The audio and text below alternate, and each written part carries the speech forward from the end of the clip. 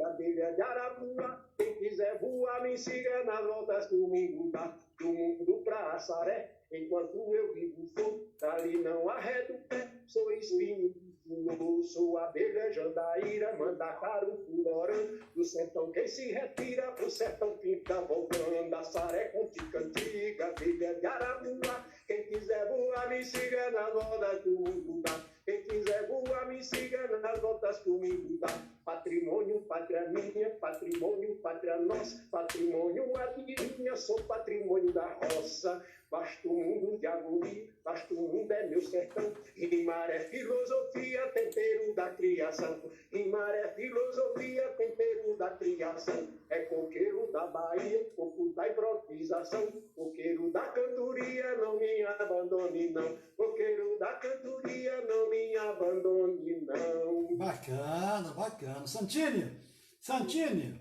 bota aí, você vive do cordel. Bota aí o teu contato, né?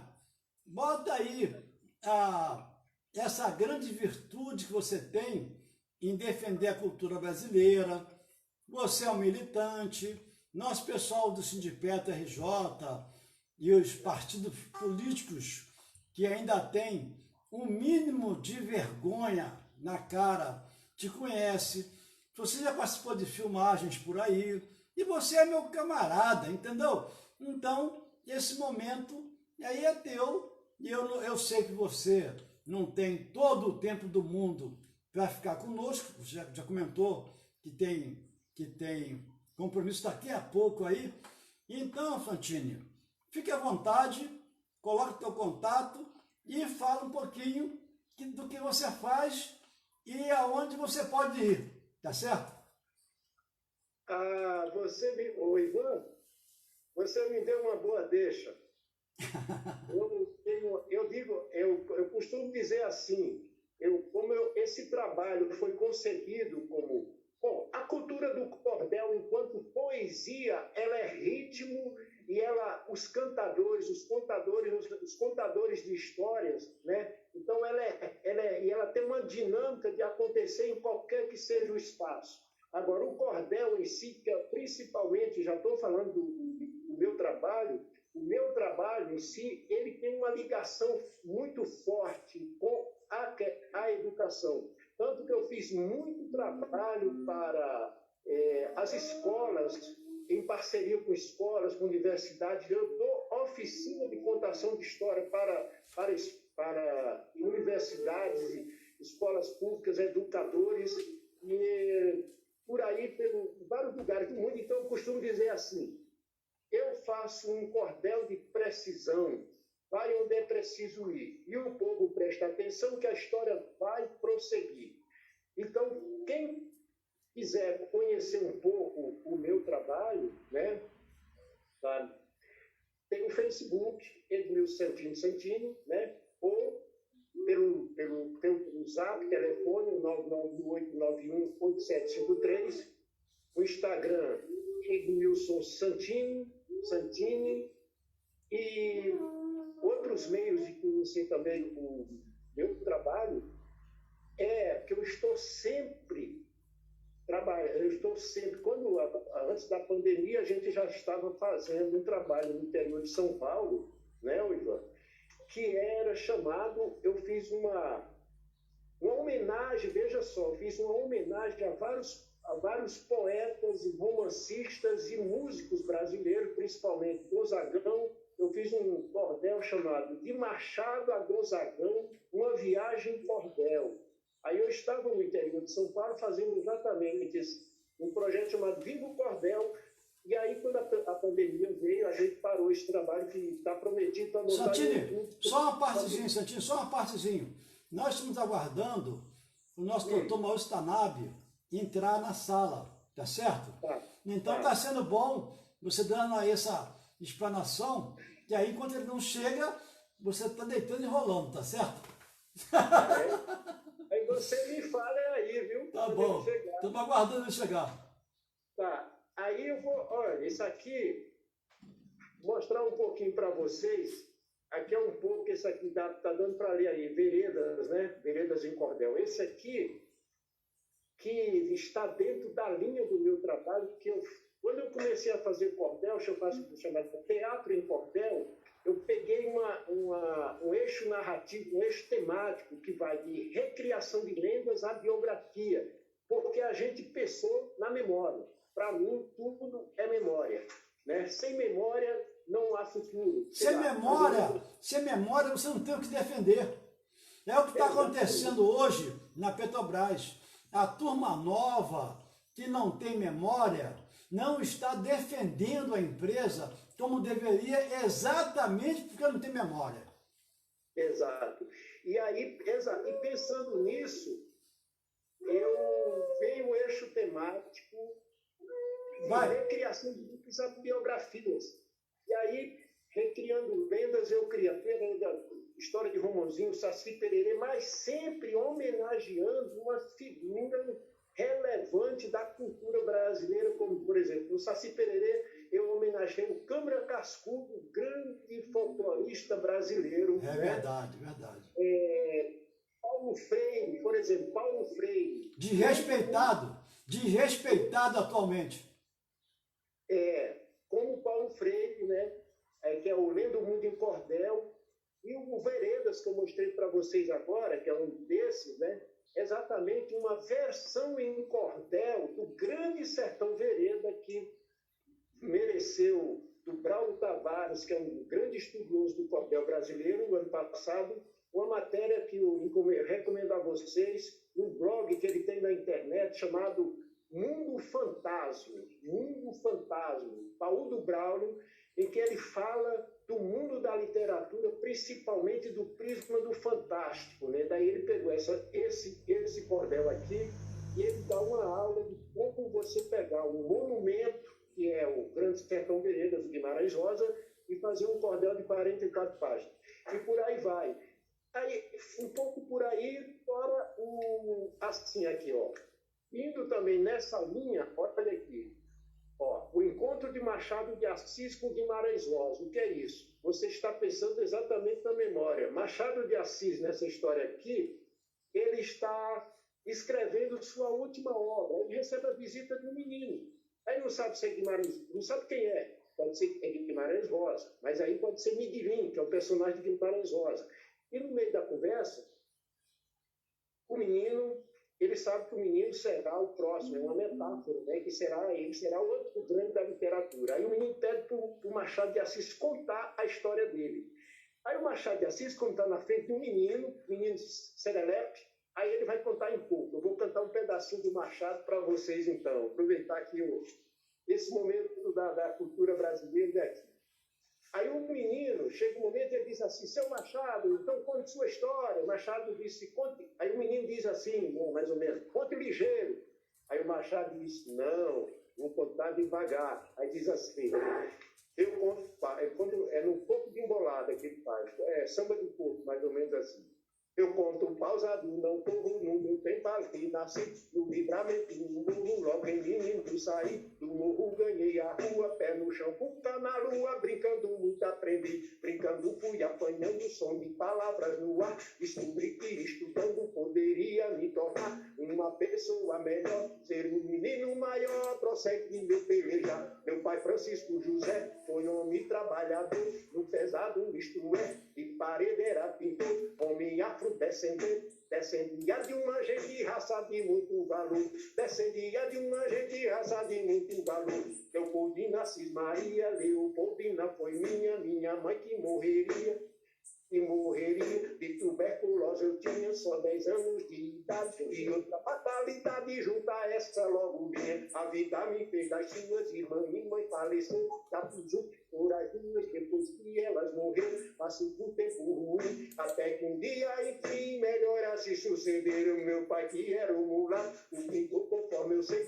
negro liberto de fato, casou com marido. Chegou minha hora e vez, vender doce comecei. Chegou minha hora e vez, vender doce comecei. Nessa peleja eu fui sempre maior do que dinheiro. Dificuldade de vencer as boas e más vontades, fui tocando por diante, negociava ambulante, doces em variedade. E meu pai já sendo liberto pela lei de alforria, os homens subiu para perto do bom Deus quando morria. Seguiu ele em sua viagem, aqui em outra paisagem, minha vida prosseguia. Fantástico. Inês boa, cozinheira, vira a mãe, pega, me arrasta, pela mão desce a ladeira, o livramento pra São Cristóvão, bairro de então, me levando a carreira, numa escola trabalhando de cozinheira Maria, Inês bom jeito foi dando, me dava doce eu vendia, enquanto ela cozinhava, a escola me ensinava, ler e doce eu vendia, trabalhei na padaria, abri pãozinho francês, falar francês já sabia, mas pensando em português, pensei pro nosso falar, trabalhadores do mar, graças a Maria Inês, o lado obrigado, eu menino observava, que o rancoroso e vago sentimento dominava, a falar da gente branca, com minha gagueira franca, granulatinha arranjava, inglês também aprendi, língua de pobreza exata, mesmo na escola me vi, exato com autodidata, no exato tempo alemão, e fui sacristão, só não me lembro que data, lembro foi quando passei do pãozinho à livraria, de cacheiro trabalhei, já escrevi, Francisco de Paula Brito, nome não se peludir, me levou a poesia, já poeta e contista, escrevo ressurreição, nasce aí um romancista, diria nem sim nem não, romance com estilo e arte, só numa segunda parte faltava ilusão, só numa segunda parte faltava ilusão. Valeu, Santini, terminou na hora que o nosso advogado está batendo palma para você, doutor Tanabe. Doutor Tanabe, nós aproveitamos aí e tomamos um banho de cultura com o nosso querido Santini, tá certo? Santini, obrigado pelo teu apoio, obrigado por ter preenchido a nossa tela com tanta felicidade e com tanta cultura. Você está convidado a acompanhar agora a abertura oficial, passando aí para as suas considerações iniciais. Na sequência, diretor Furtado, doutor Bruno, você fez as tuas, e depois o doutor Maurício, tá bom? Furtado, com você então, as suas considerações iniciais. Olha aí, ó, tem um poeta contigo na área aí. Boa tarde, companheiro Ivan, boa tarde, companheiro Bruno, companheiro Tanabe, Santini. Eu acho que é evidente que a cultura é muito importante, até porque a gente percebe que neste momento a cultura brasileira está sendo atacada maciçamente, né? Até porque botaram um ministro aí que de pedagogia me parece que não entende nada.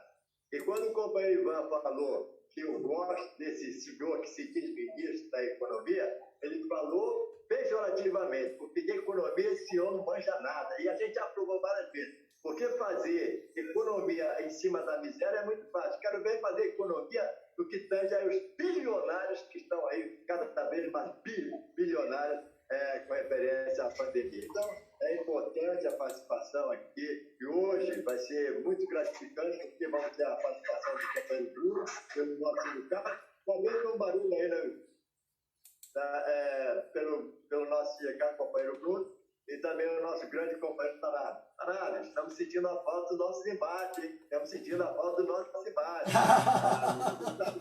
E você sabe muito bem que os nossos embates são embates no campo da política, não no campo pessoal, até porque para mim isso não funciona, não tem nada.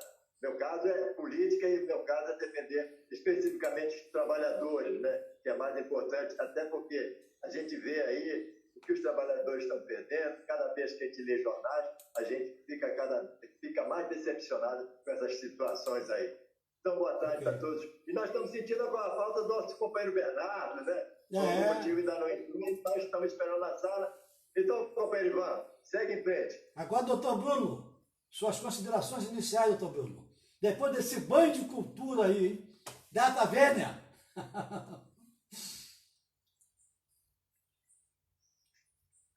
Tá sem som. Tá sem som, doutor.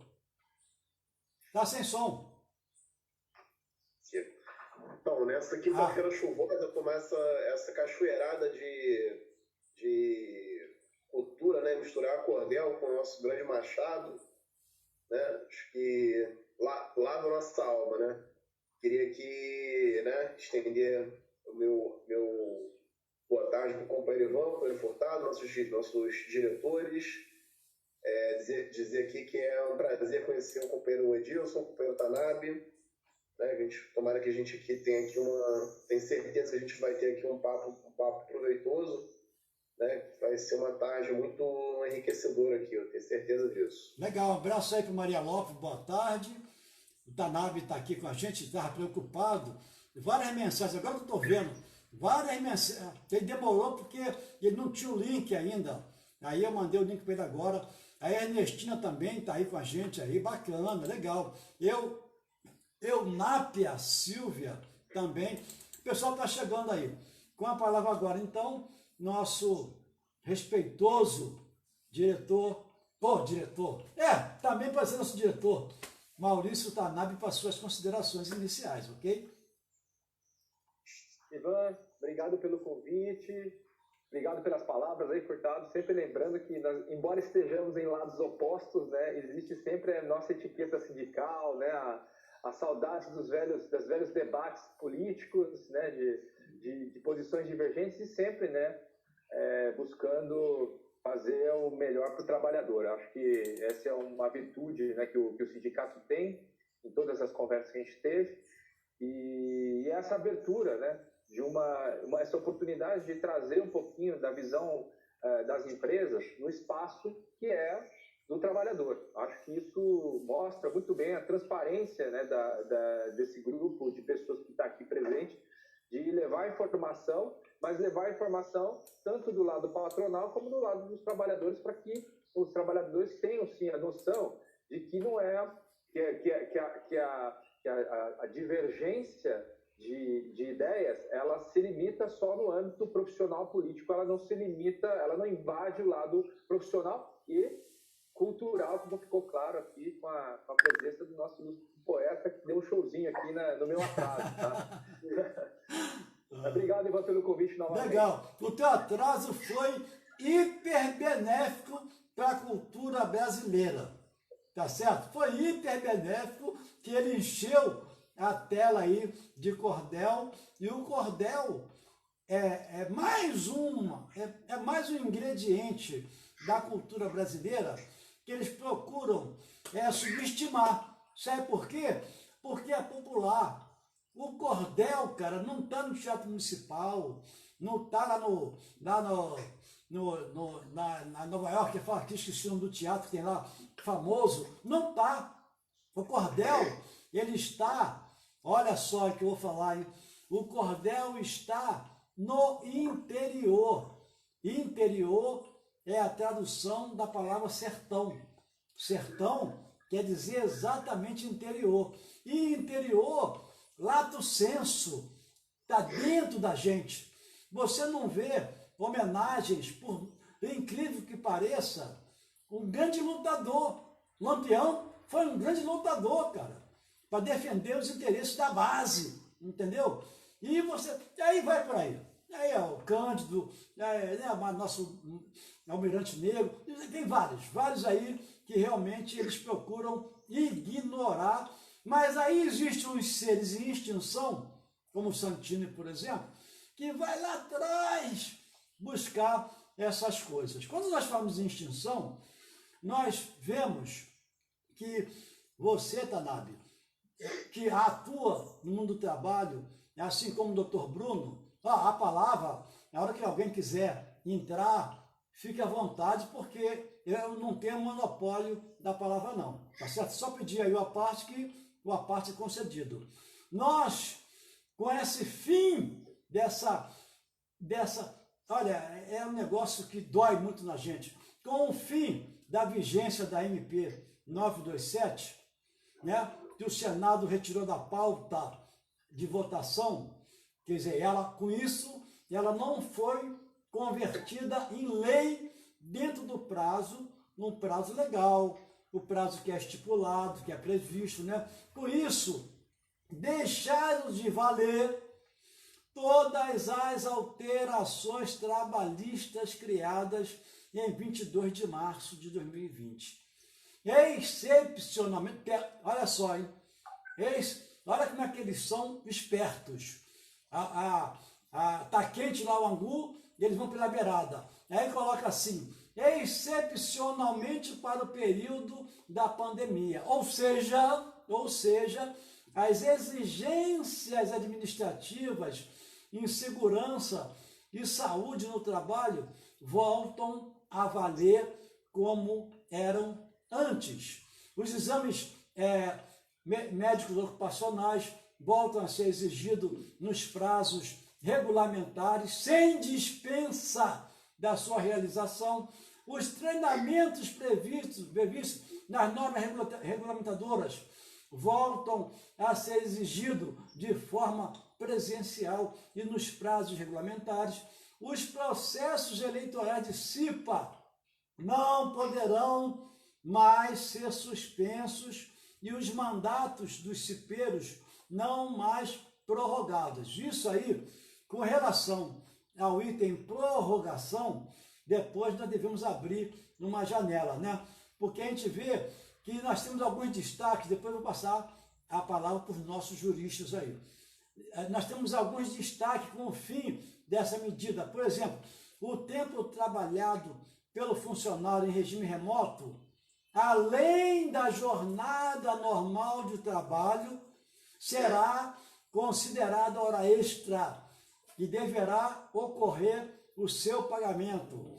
Com a MP 927, o acordo individual poderia ser preponderante ao coletivo, ou seja, tinha mais peso o acordo individual. Com o fim da validade da medida, o acordo coletivo tem mais peso do que o individual, ou seja, precisa ter a intermediação do sindicato da categoria do trabalhador para mudar as regras que foram modificadas pela maldita provisória aí. E agora voltaram a seguir a nossa CLT. Tem mais coisas a comentar, mas como eu não sou advogado, sou apenas um militante sindical, eu gostaria de passar a palavra aí a quem desejar, porque nós temos mais coisas para comentar aqui, sobre antecipação de férias, sobre postergar pagamentos do adicional, 13º, exame médico ocupacionais, tem vários temas aí que nós não podemos abrir mão. E nós precisamos muito lutar para que pessoas como o Santini, por exemplo, que vive da arte, que vive da aglomeração, ele vive da aglomeração, essas pessoas precisam ser respeitadas e precisam ter o apoio do governo, não é o dinheiro do governo. As pessoas falam assim, o governo não liberou o dinheiro. O dinheiro é nosso, dos nossos impostos. Nós é que tínhamos que ser consultados através de plebiscito, se fosse o caso, sobre essa liberação. Não é eles ficarem dando dinheiro para fazendeiros, para políticos, para gente rica aí que vai casar no exterior e pegando o dinheiro de quem verdadeiramente necessita, como é o caso de quem vive da cultura, de quem vive da aglomeração. Com essa minha introdução, que eu espero que o Furtado tenha gostado da introdução, ele pode participar e também dar o seu parecer, eu passo a palavra, eu abro a palavra aí para quem quiser fazer uso dela.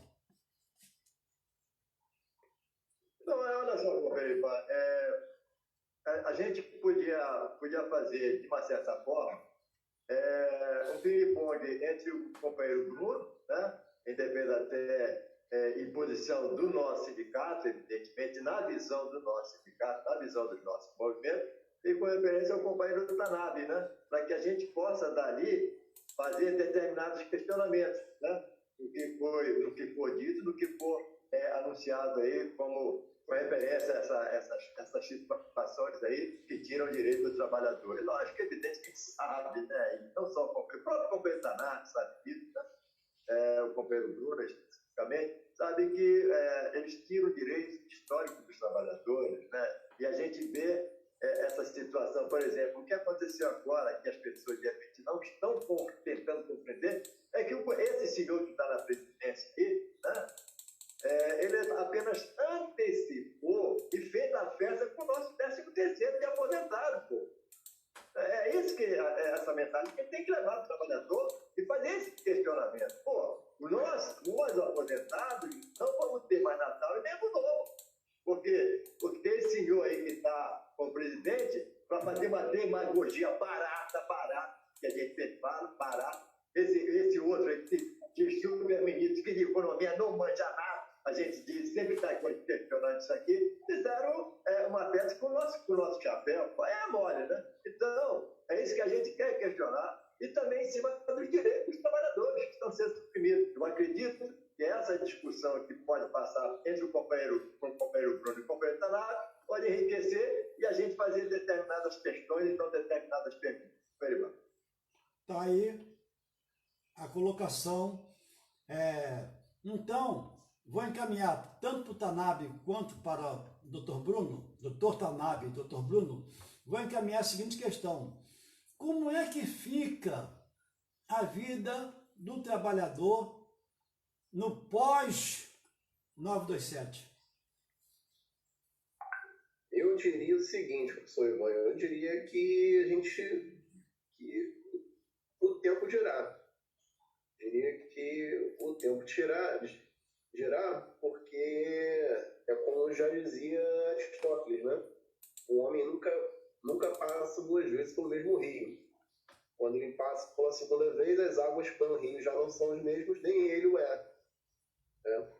Então, a gente teve novas experiências, a gente teve um enfraquecimento de um mercado de trabalho que já vinha mambembe, né? A gente vem de um processo muito radical de retirada de direitos, né? O trabalhador não está coeso, infelizmente. A gente vê poucas categorias aí coesas lutando, né, por melhores condições. Né? Então, vamos ver o que virá, né? Pelo menos você acabou com a história da prevalecência do acordo de bloco trabalhador também hipossuficiente, né? Vamos ver quais são as próximas pegadinhas que virão aí. Mas, infelizmente, eu posso dizer que eu tenho uma perspectiva boa dessa nossa experiência, não.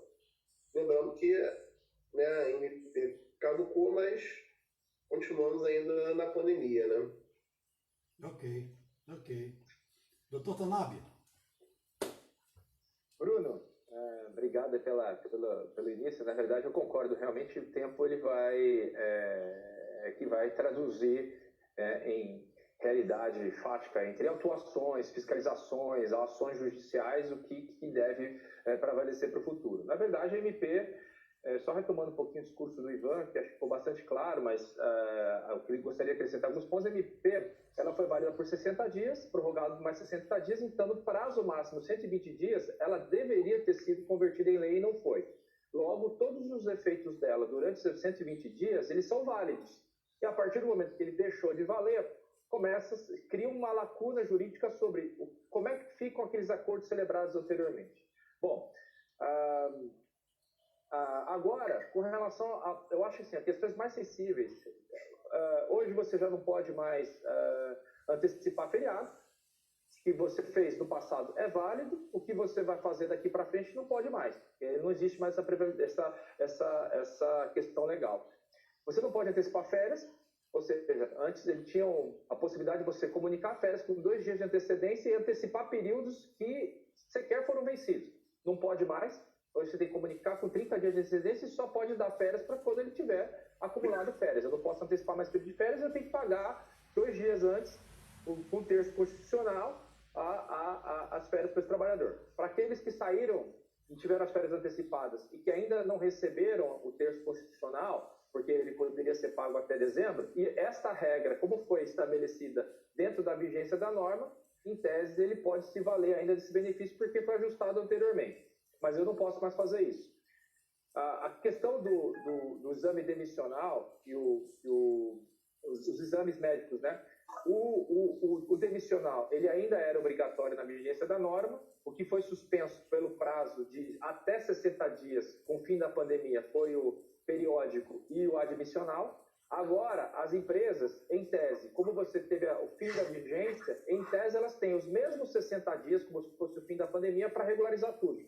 Ou seja, todas as empresas que estão aí buscando nossa orientação, vão falar assim, olha, você tem 60 dias para colocar tudo isso em dia. Assim como a MP previa que, após o término da pandemia, 90 dias para regularizar todos os treinamentos que exigiam a presença do trabalhador, hoje, a partir do término da MP, você tem os mesmos 90 dias para você regularizar, só que está no meio da pandemia. Então, assim, existe aí uma lacuna que está gerando uma série de dúvidas, especialmente em relação ao nível de exposição do trabalhador que vai ter que se deslocar, pegar transporte público para ir no treinamento presencial. Então, assim, as empresas estão tentando avaliar qual vai ser a solução ainda que vai dar, e aí, de novo, pegando o gancho no que o Dr. Bruno colocou, é a questão do tempo. O tempo vai dizer exatamente como é que a gente vai lidar com essas situações, tá?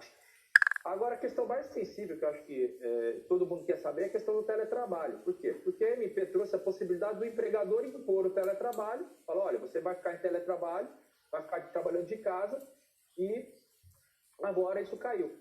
Então, o que acontece? Quando cai essa medida do teletrabalho, a gente tem que olhar aí os contratos de trabalho. O próximo tema mesmo nosso é esse aí, teletrabalho. Exatamente. Passam a valer a questão dos contratos de trabalho e aí, quais as consequências disso? Porque existe, desde 2017, a regra para o teletrabalho. E como é que seria? Como é que as empresas estão endereçando essa questão, né? Porque agora tem a dúvida em relação ao aprendiz, tem a dúvida em relação ao estagiário, tem a dúvida em relação à força de trabalho. Só uma parte, doutor, só uma parte. O empregador não pode determinar a mudança do regime presencial para o teletrabalho. Precisa ser acordado entre as duas partes, empregador e trabalhador. Correto. Até com a MP não. Com a MP não. Pode. Agora ele tem que ter o aval do trabalhador com base no artigo 75 da CLT. Certo? Então, é necessário fazer um ajuste individual com ele, sabe? Para verificar exatamente o que vai ser aplicado ou não. E as condições de trabalho que estiverem em conflito com a norma coletiva, né, que é o acordo coletivo de trabalho, a convenção coletiva de trabalho, ela deve ser endereçada, né, para ser negociada com o sindicato também. Porque a empresa não pode unilateralmente suprimir o benefício. Já que você vai ficar em casa, eu estou suprimindo o vale-refeição. Tem que endereçar esse assunto com o sindicato. Agora eu não vou mais dar vale-refeição, vou dar alimentação. Está previsto no acordo que tem que dar vale-refeição, tem que negociar com o sindicato para verificar, né, se pode alterar ou não, porque daí tem uma norma em vigor com relação a isso. Doutor Tanabe, o que fica muito claro para nós, muito claro, é o seguinte: tudo que é ligado ao Estado, eles estão querendo destruir. Tudo. E a Justiça do Trabalho vem num processo de extinção lento e gradual. O advogado trabalhista, os ministros, não é muito lento não, né? Depois que você fala então está muito claro isso, porque isso tem uma estrutura estatal que mantém isso, que defende os direitos dos trabalhadores, que nós sempre falamos, eu e Furtado, que foram transformados os direitos, depois da maldição tucana, né? Os direitos foram transformados em benefícios. Então, Dr. Maurício Tanabe passa a ser um sujeito beneficente. As empresas passaram a ser instituições de caridades. Elas dão benefício farmácia, dão benefício transporte, dão benefício isso, dão benefício aquilo. E empresa não tem que dar benefício, pô. E empresa tem que cumprir direitos. Eles são tão inteligentes que eles transformaram os trabalhadores em colaboradores. Olha só como é que eles são. Eles são de uma sutileza, porque o trabalhador, ele tem uma estrutura que o defende. E o colaborador? Colaborador não. Colaborador é aquele cara altruísta, aquele cara bacana, gente muito boa, que ele colabora quando ele acha que deve colaborar. O trabalhador não. O trabalhador tem direitos e deveres. O colaborador é quem colabora. A gente pode até ir no dicionário e ver a diferença entre colaborador e trabalhador. Doutor Bruno, o senhor fez aí uma observação quando eu comentei sobre a extinção da justiça trabalhista. Aí nós estamos vendo as férias, os 10 dias de férias, o banco, questão do banco de hora, a segurança e a saúde no trabalho. Só uma partezinha. Olha, eu convidei representantes da Shell para participar conosco aqui. Convidei representantes da British Petroleum também. Convidei representantes da Enalta, que está na conhece bem.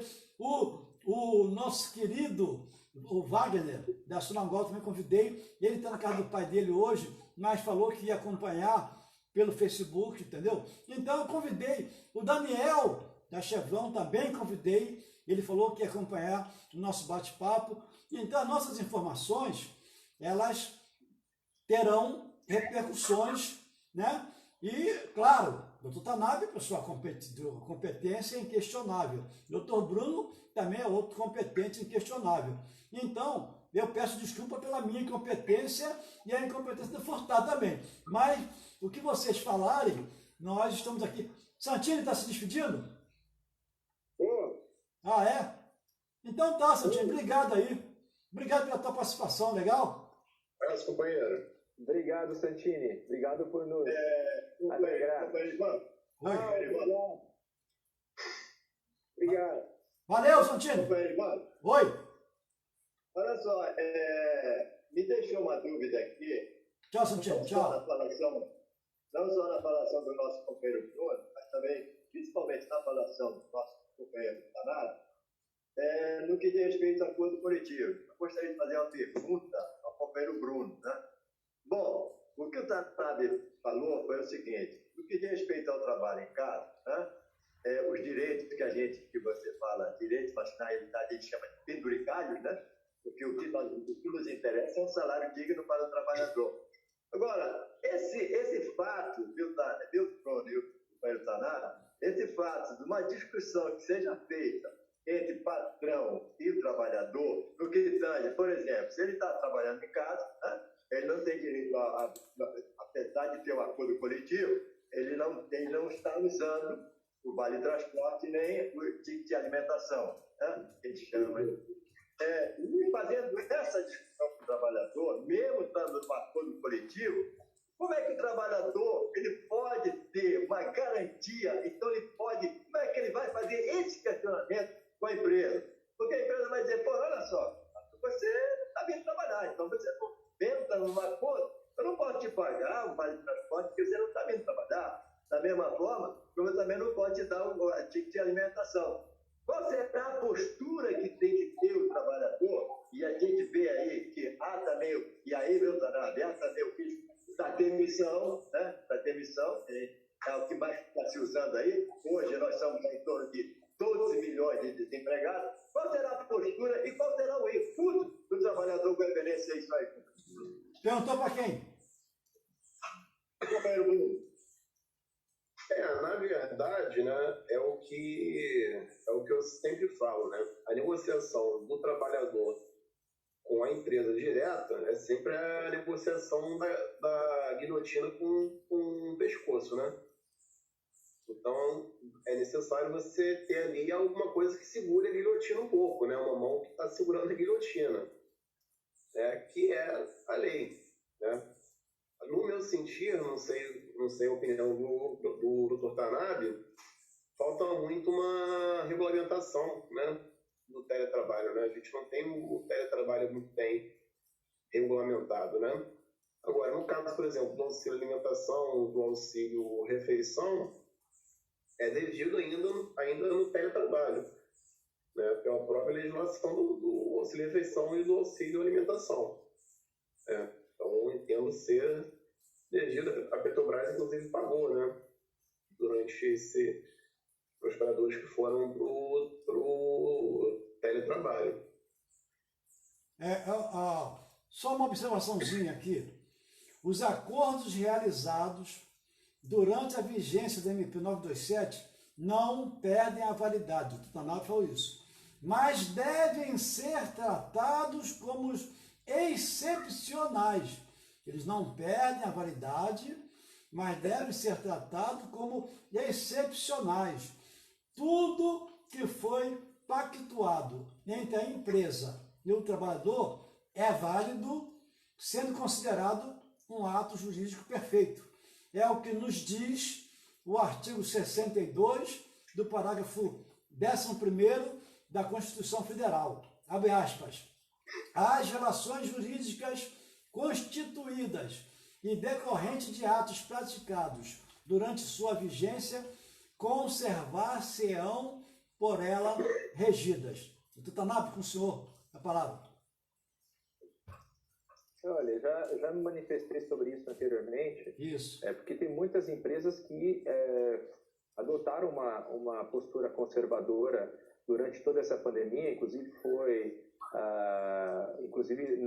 eu particularmente junto com a minha equipe, a gente sempre recomendou isso, seja lá na 927, seja na 936, para sentar com o sindicato para debater os temas. Inclusive, eu negociei com o Ivan e com o Furtado alguns acordos coletivos para alteração de turno e tudo mais, para a PLR durante esse período, para discussão sobre questões relacionadas à MP 936 e a 927, justamente porque a gente tem algumas previsões constitucionais, dentre elas a previsão, por exemplo, da irredutibilidade salarial protegida pelo artigo 7º. Então a gente foi lá e falou, olha, embora a MP 936 fale, até uma faixa não precisa negociar com o sindicato, acima de uma faixa não precisa negociar, nossa recomendação para todos os nossos clientes foi, senta com o sindicato e negocia que é melhor. Então, para aqueles clientes que aplicaram a redução e suspensão, que tiveram a nosso apoio, a gente foi lá e negociou com o sindicato. A 927 foi mais ou menos a mesma coisa. A 927, quando eles começaram a falar, olha, regime de teletrabalho e tal, aqui, então a gente vai colocar todo mundo em teletrabalho, soltou um comunicado e colocou todo mundo em teletrabalho. Eu falei, olha só, é importante você analisar o que está previsto na Convenção Coletiva de Trabalho, como muito bem o doutor Bruno colocou, falou, olha, os direitos deles têm que ser mantidos. Então, os benefícios têm que ser mantidos, com exceção daquilo que está expressamente previsto na MP, que era a questão do vale-transporte, uma vez que, como ele não está se deslocando, não faz sentido conceder vale-transporte, ele também não tem desconto, né, de até o limite de 6%, mas de todos os demais benefícios foram mantidos. Inclusive, negociamos com muitos sindicatos a conversão do vale-refeição em vale-alimentação e até mesmo a conversão da alimentação concedida no trabalho em uma ajuda de custo, que aconteceu também para algumas empresas que estavam no segmento de petróleo e gás, que davam a refeição durante o trabalho, né, no refeitório, e aí agora que ele estava em casa, o que ele faz? Converte o valor disso numa ajuda de custo, que foi convertido, justamente para respeitar aquilo que estava previsto na MP 927, que é o quê? A manutenção de todos os benefícios. Não podia reduzir benefício em relação a isso, a não ser que eu negociasse com o sindicato. Alguma conversão, como foi que fizemos. A converter o VR em VA, foi o que nós fizemos porque o supermercado não aceitava VR.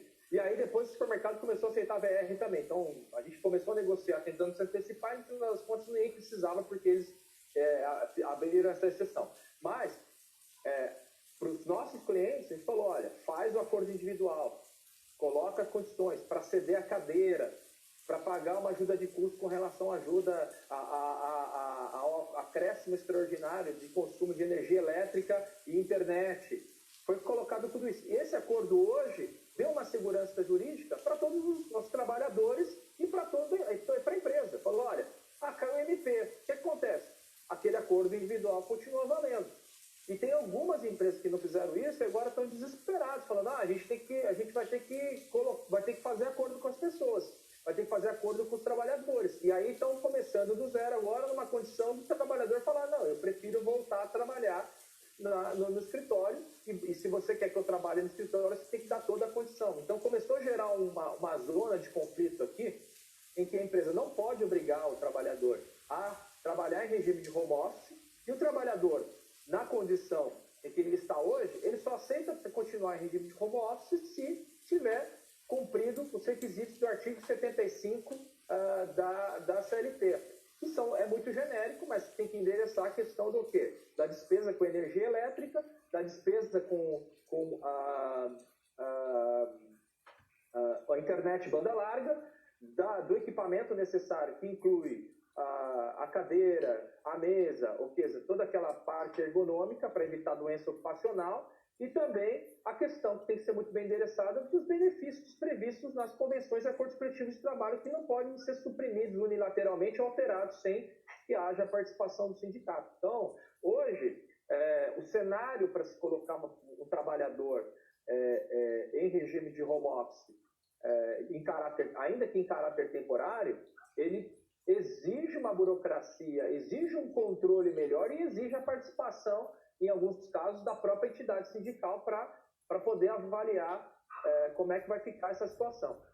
Eu tenho alguns exemplos aqui, Ivan, só para encerrar minha falação, eu tenho alguns exemplos que são bem interessantes de coisas que as empresas vêm fazendo. Por exemplo, elas nunca enfrentaram isso, um acidente doméstico.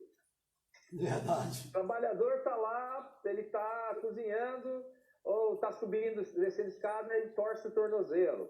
E aí, esse acidente doméstico é acidente de trabalho ou não é acidente de trabalho? No horário do trabalho, né? No horário do trabalho. Exatamente. Então, o que acontece? Começa a gerar dúvida. E aí, a doença ocupacional, por quê? Porque o trabalhador vai lá, fica digitando o dia inteiro tal, e começa a desenvolver lerve. Porque não tem um equipamento adequado, não tem uma cadeira adequada, não tem fiscalização por parte do empregador. É doença ocupacional ou não é doença ocupacional? Verdade. Então, isso exigiu que algumas empresas tomassem algumas medidas preventivas. Então, tem treinamento, eles estão fazendo ginástica laboral 3 vezes por semana, online. O rapaz, o Wagner me falou isso, sensacional. Você viu, né? Exatamente, o companheiro Wagner falou, ginástica laboral 3 vezes por semana, para quê? Para não ter tendinite. Eles estão reduzindo o tempo do exame periódico, em vez de ser 12 meses, reduziram para 6 meses, para ter certeza que as pessoas não estão tendo, principalmente com acompanhamento psicológico. O trabalho em regime de home office, ele gera um impacto psicológico na rotina das pessoas, porque todo mundo sabe, às vezes você tem um dia ruim, Ivan, é muito comum o trabalhador ter um dia cheio, um dia ruim no trabalho, na plataforma, tal. O que o trabalhador quer? Chegar em casa, sabe, e se desligar. A partir do momento que a casa dele vira de escritório, como é que ele se desliga? Não tem como se desligar. Então ele começa a ter uma dicotomia, né, psicológica. E isso as empresas elas já perceberam, muitas empresas boas já perceberam e estão oferecendo também acompanhamento psicológico, aulas de yoga, aulas de mindfulness, que agora está na moda, mindfulness, que é justamente porque é uma reflexão. Mas, Tanabe, seria fundamental que aí nós fizéssemos o seguinte, o horário de trabalho tinha que ser, ao invés de 8 horas, tinha que ser 4 horas só. É metade, entendeu? Tinha que ser só metade, porque ele está confinado. O teletrabalho é um confinamento, né? E você acabou de dar um exemplo aí muito interessante. O cara está dentro de casa, né? Como já vimos aí várias transmissões, o cara está fazendo trabalho e o cachorro está no colo dele, a criança está na corcunda dele. Quer dizer, então, são situações novas que depois vão dar uma passadinha no pós-pandemia. Que isso aí, eu acho que é meio que irreversível. Eu acho, entendeu? Eu acho. Tanto que, tanto a empresa quanto o trabalhador, ele deve estar devidamente documentados para eventuais questionamentos judiciais.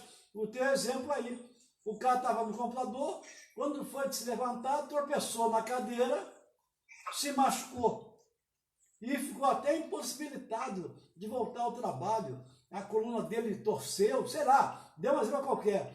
Aí, como será considerado um fato como esse, entendeu? Então, por isso que diminuir também a carga horária, eu acho que ela é fundamental nessa discussão. Diminuição de carga horária é uma questão que vai depender muito da atividade desenvolvida, desempenhada por cada setor, né? Hoje em dia, a grande maioria dos clientes, né, que eu tenho atendido, elas estão indo para a linha do artigo 62, terceiro, que foi incluído, né, na reforma trabalhista de 2017, que fala que as pessoas em regime de teletrabalho não têm controle de jornada.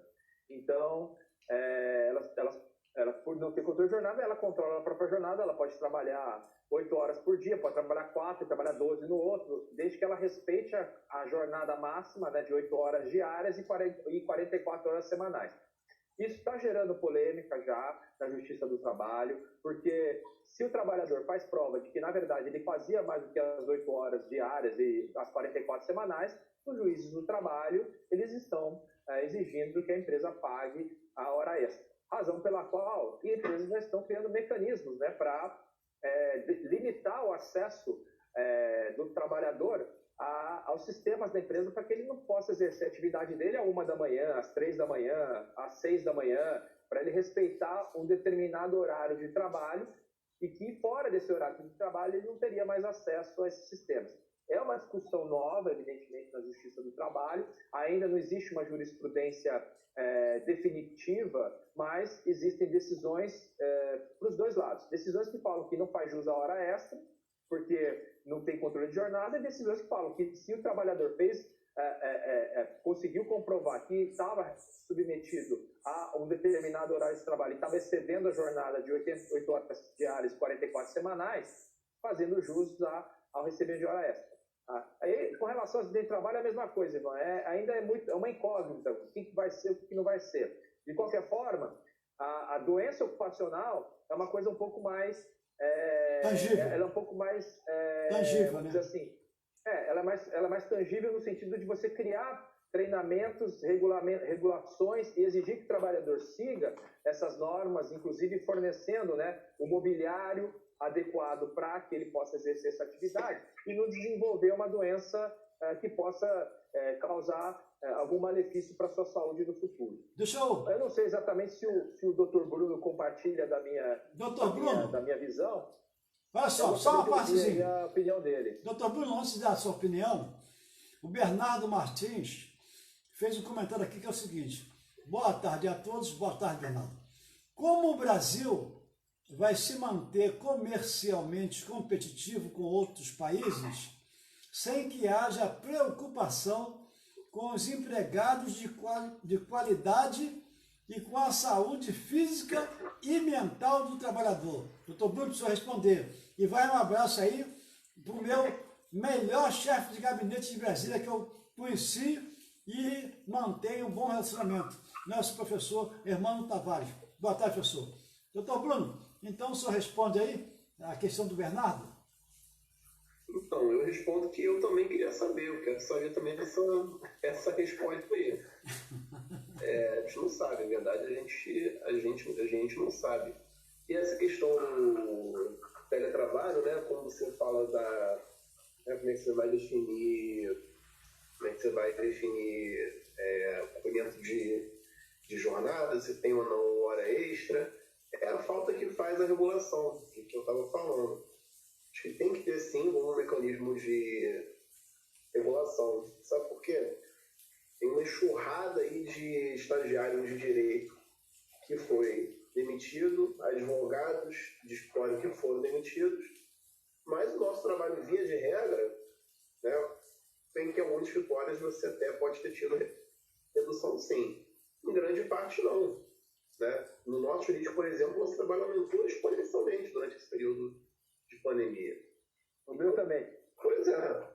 Então, se você tem menos gente trabalhando, mas tem o mesmo volume de trabalho, não tem gente trabalhando demais. É verdade. A matemática aqui não fecha, né? E fora, né, e é o que você estava falando, Ivan, né? O home office é um inferno. Para quem tem criança em casa é um inferno. Minha vida virou um verdadeiro inferno. Eu passei aqui a minha estação de trabalho por quarto da minha filha pequena, da minha filha bebê, porque ela só dorme com a minha esposa, meu meu filho dorme no quarto dele, eu trabalho aqui de madrugada, porque é a hora que as crianças estão dormindo. Caramba! Tirei do meu quarto, trouxe para casa, estou aqui trabalhando com nuvenzinha no teto, quadrinho de criança, estou aqui. Então você tem que fazer né, as suas peripécias. Aproveitar essa sua deixa aí e comentar o seguinte: não existe, sobre teletrabalho, home office, não existe mais o poder de determinar a alteração do regime de trabalho de forma unilateral pela empresa. Podem ser configurados como tempo à disposição, olha só, hein? Olha esse detalhe, hein? Podem ser configurados como tempo à disposição o tempo de uso de aplicativos e programas de comunicação e controle fora da jornada de trabalho normal. Estagiários e aprendizes não podem executar trabalhos remotos. Aí. Tá vendo? Ivan, Pois não? Prática estou, né? Pois não? Ivan, Pode falar. olha só, queria fazer uma pergunta ao companheiro Zanato, mas antes queria fazer um comentário aqui de respeito ao trabalho que é feito pelo nosso companheiro Bruno, que é de madrugada. E nesse caso específico, né, o cara, toda uma situação de dentro de casa de criança, todo aquele aparato que existe nas nossas residências. Nesse caso, companheiro Bruno, você tem direito adicional noturno, né? O caso. O outro caso é o seguinte, companheiro Zanato, como é que pode um trabalhador provar que ele sofreu um acidente dentro de casa na hora do trabalho? Como é que ele pode provar que ele adquiriu uma doença laboral porque ele estava efetuando uma tarefa? Qual será a postura que ele vai ter para conseguir provar isso aí? Porque a empresa pode questionar, peraí, mas que negócio é esse? Você ficou dentro de casa? Que negócio é esse que você quebrou aí o tornozelo dentro de casa? Não será uma dificuldade deste trabalhador provar essa situação? Bela pergunta, Furtado. Na verdade, eu já enfrentei isso algumas vezes, né? Eu tenho uma empresa, 2 clientes que começaram o home office, o regime de teletrabalho, porque eles vendem essa solução de mobilidade. E lá, há 5 anos atrás, eu tive 2 reclamações trabalhistas que, obviamente, foram promovidas pelos trabalhadores, alegando que sofreram acidentes em casa, que era incontroverso que ele estava em casa, que ele se machucou em casa, que ele se machucou durante o horário de trabalho, só que a Justiça do Trabalho, nos 2 processos, considerou como acidente doméstico. Por quê? Porque era o trânsito que ele tinha dentro da residência dele. Agora, eu tive um caso de doença ocupacional, por quê? Porque ele realmente desenvolveu uma tendinite, né, no membro superior esquerdo, e passou por perícia médica, e aquela perícia médica determinou que era por conta de digitação. E aí ele fez a prova de que ele trabalhava, não hora extra, mas trabalhava normal, e ele teve essa tendinite, e a empresa não fiscalizava o mobiliário que ele estava utilizando, não forneceu o mobiliário, não tinha ginástica laboral, não tinha treinamento de postura, não tinha, sabe, pausa para digitação, então ele machucou, teve uma inflamação aqui nos tendões superiores, né? E converteu o benefício B31 para B91 e ele garantiu estabilidade. A empresa não conseguiu fazer a contraprova daquilo, porque numa situação dessa, Furtado, o trabalhador que alega que sofreu um acidente de trabalho ou que adquiriu uma doença relacionada ao trabalho, ele tem que fazer a prova. E a empresa cabe fazer a contraprova de que, na verdade, não existe nexo de causalidade entre aquele acidente ou aquela doença com a atividade que ele desempenhava. Esta prova da empresa é difícil, assim como a prova do acidente de trabalho para o trabalhador, ela é bastante complicada. Por outro lado, a prova da doença ocupacional, ela é fácil, por quê? Porque é uma prova médica, uma prova pericial. O próprio perito vai falar, olha, isso aqui é decorrente de digitação, é decorrente de uma lesão na coluna é decorrente de uma má postura. Se ele está mal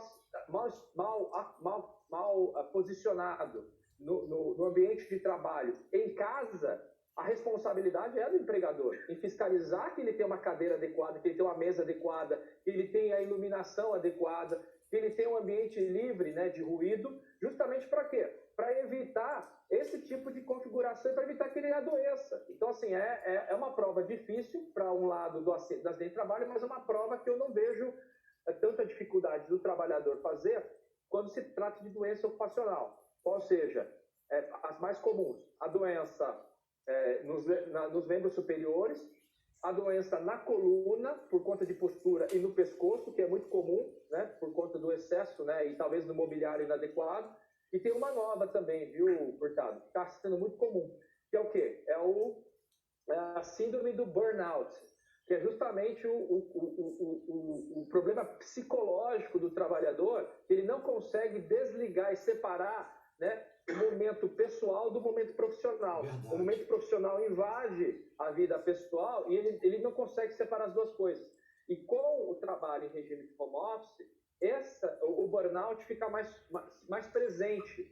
E é por isso que não só as empresas mais, vamos dizer assim, mais qualificadas, que já estão à frente na questão do home office, analisando o que vem acontecendo no mundo, nessa modernidade de tecnologia e comunicação que a gente está vendo, elas já estão se antecipando para quê? Para dar a devida estrutura ergonômica para o trabalhador, dar o treinamento adequado e também o acompanhamento psicológico. Nessa pandemia aqui agora, a gente viu, inclusive na última webinar que eu participei com vocês aqui, né, o exemplo que foi dado pelo Wagner, que é justamente o quê? O acompanhamento psicológico dos trabalhadores para verificar como é que eles estão lidando com isso, principalmente aquelas pessoas que trabalham no regime embarcado, que aumentaram de 14 para 14 para 28 para 28, ou 21 para 21. Como é que está a cabeça desse trabalhador e como é que está a cabeça dos familiares? Então, isso é muito importante. A gente esquece muitas vezes, né, que embora seja uma situação que a gente acredita que vai ser transitória, a gente esquece que a gente não é uma máquina.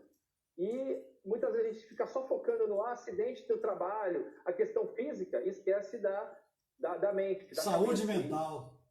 A saúde mental, ela tem sido bastante afetada em todos os ramos, né, de atividade econômica, e não foi diferente com o pessoal do petróleo e gás. Então, é o que eu tenho visto aí.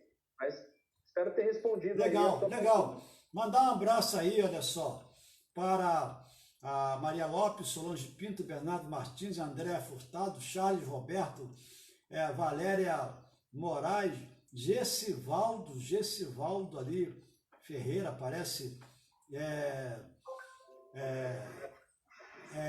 fundamental que essas pessoas aí transmitam, né, para os seus companheiros essas informações relevantes que vocês estão tratando aí. Doutor Bruno, o senhor? Não, eu acho que é isso mesmo. Eu acho que a gente... o trabalhador, ele tá muito adoecido, né? A gente está vendo aí uma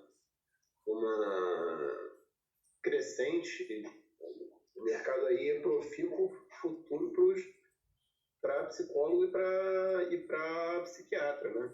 Se o Brasil já era o país que mais tomava antidepressivos no mundo, a gente agora vai explodir, né? Bem que o resto do mundo também ele vai acompanhar isso daí, né? A gente vê, por exemplo, eu estava lendo, o número de divórcios disparou a quantidade de divórcios, né? Mostrando que nem sempre a convivência é o melhor caminho para o casamento, né? É verdade. E a falta de cachaça também, né? Pelo jeito, né? O cara ia pro bar, enchia a cara, chegava em casa e ia dormir. E agora não. Agora, se você quiser encher a cara, vai ser em casa. E aí, o bicho pega. Falando sobre a extinção da justiça trabalhista, nós não podemos esquecer que a MP 905 também era outra maldade contra a justiça trabalhista.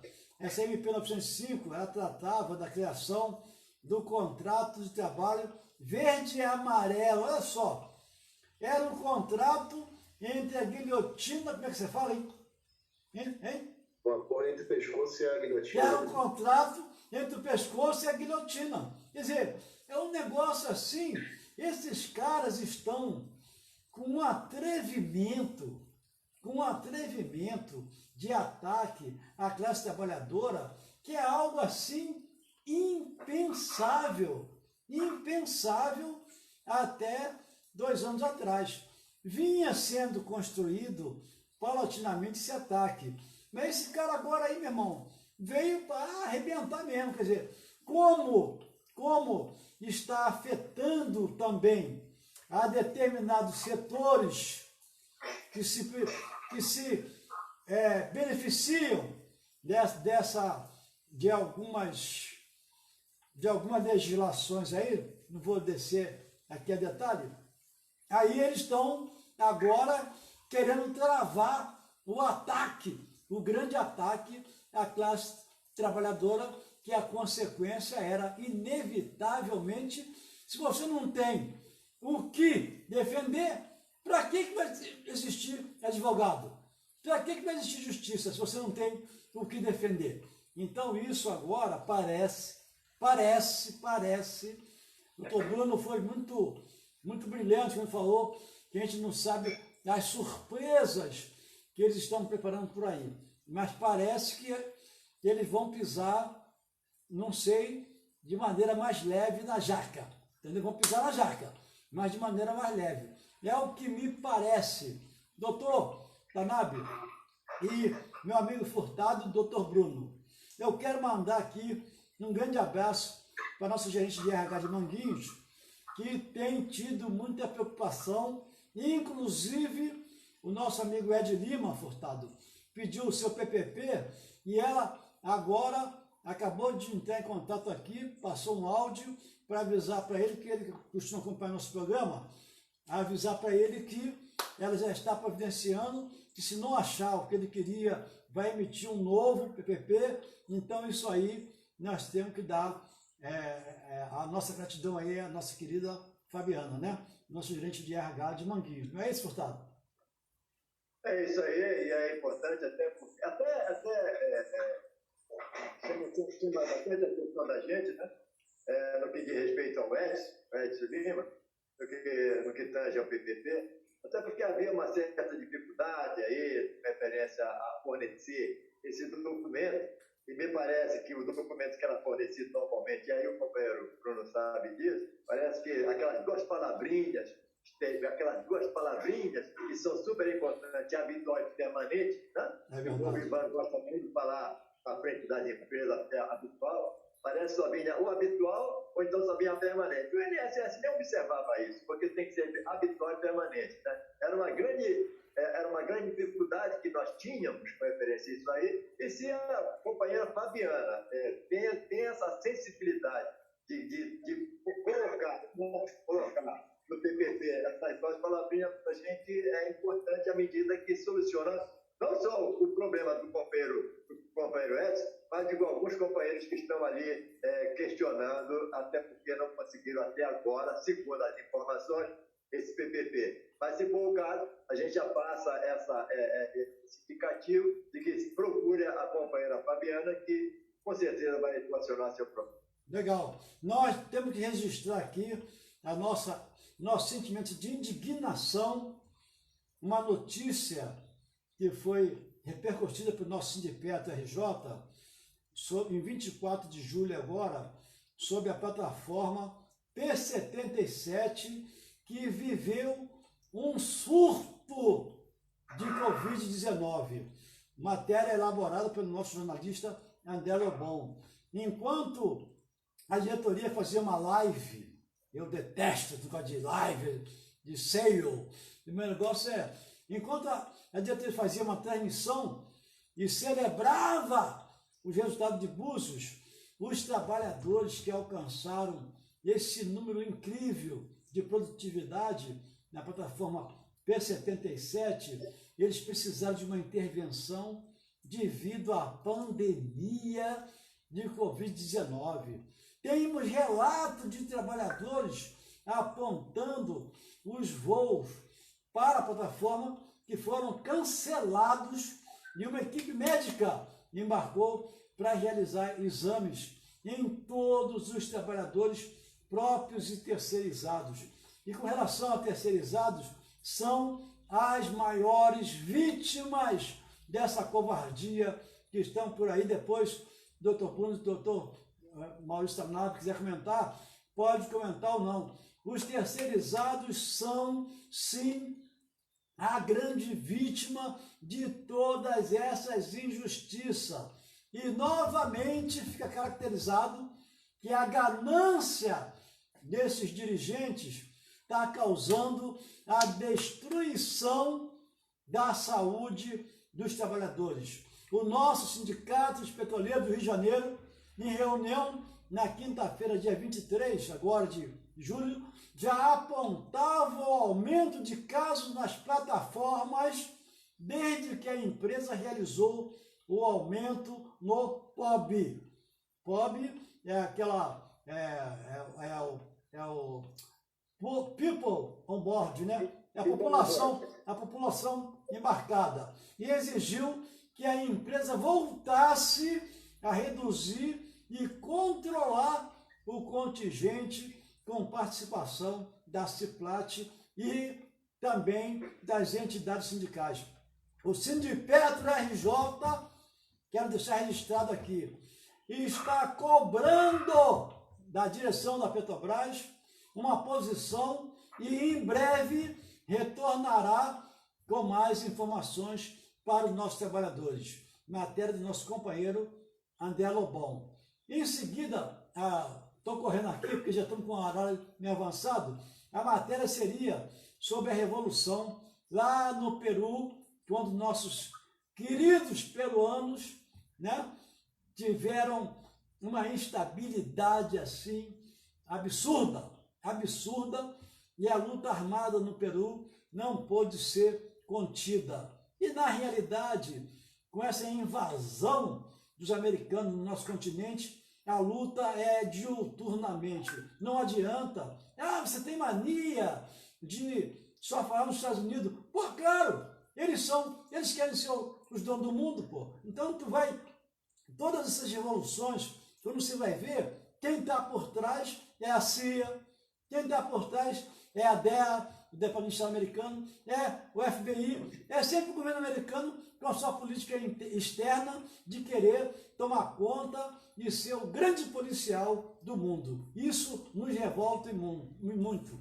Quero registrar aqui também agora o grande abraço ao nosso querido Furtado, Nelson Matos. Você não sabe, nem Tanabe, nem o Dr. Bruno sabe quem é Nelson Matos. Sabe? Não, né? Nelson Matos, nosso querido Nelson Sargento, fazendo 96 aninhos, né?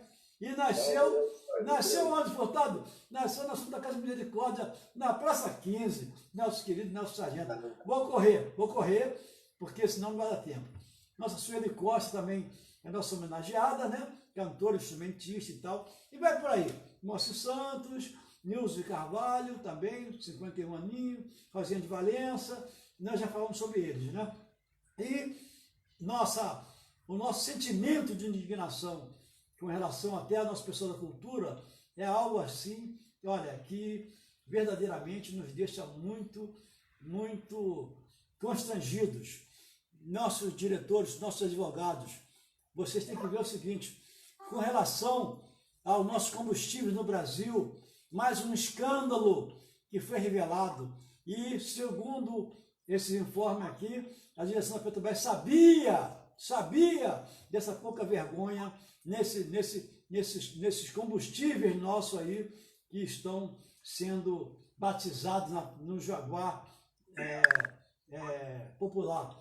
E o nosso querido Cláudio da Costa Oliveira, nosso aposentado, diretor da AEPES, da Associação de Engenheiros da Petrobras, ele é contundente e ele fala: a Shell já substituiu a Petrobras como empresa do poço ao posto, né? Então, Isso é uma matéria também que está lá, vai ficar disponível nessa transmissão nossa, que ele fala que desde julho, filiados da Associação de Pilotos e Proprietários de Aeronaves, a OPA, vem denunciando problemas na gasolina de aviação distribuída no Brasil, com graves consequências para a segurança dos voos.